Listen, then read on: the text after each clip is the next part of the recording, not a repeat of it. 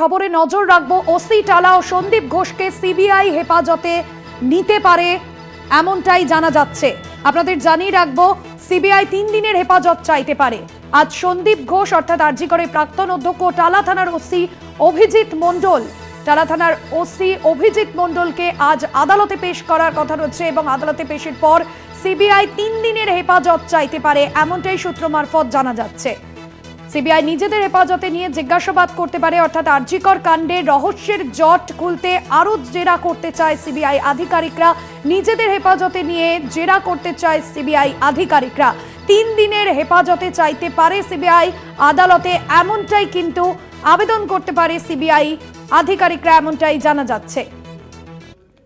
টালা থানার ওসি ও সন্দীপ ঘোষকে সিবিআই হেফাজতে নিতে চলেছে এমনটাই জানা যাচ্ছে, নিতে পারে এমনটাই জানা যাচ্ছে। রিয়া রয়েছেন আমাদের প্রতিনিধি, আরো বিস্তারিত জানবো। রিয়া, দেখো, 3 দিনের জন্য ওসি টালা অভিজিৎ মণ্ডল এবং সন্দীপ ঘোষ এই দুজনকেই কিন্তু নিজেদের হেফাজতে নেওয়ার আবেদন জানাতে চলেছে আদালতে। কারণ তোমাকে জানিয়ে রাখবো, এর আগে আমরা দেখেছি যে 14 দিন কিন্তু ফুল টাইম কাস্টাডি হয় এবং সেই জায়গা থেকে দাঁড়িয়ে তারা 11 দিন অবধি তারা কাস্টাডিতে নিয়েছে সিবিআই এবং তারপরে জেসির আবেদন জানানো হয়েছিল। এবং এই মুহূর্তে জেসিতেই রয়েছে ওসি টালা এবং সন্দীপ ঘোষ এবং সেখান থেকে দাঁড়িয়ে আজকে তাদের হাতে সিসিটিভির এবং হার্ড ডিস্ক সহ তাদের যে মোবাইল ফোন, এই দুজনের সেই মোবাইল ফোনেরও বেশ কিছু যে তথ্য বা সেখান থেকে যে ডকুমেন্টস গুলো নেওয়া হয়েছিল সেই ডকুমেন্টস গুলো কিন্তু সিএফএসএল এ পাঠানো হয়েছিল। অর্থাৎ এই পুরো দুজনের ফোনও সিএফএসএল এ পাঠানো হয়েছিল এবং সিসিটিভি তার যে হার্ড ডিস্ক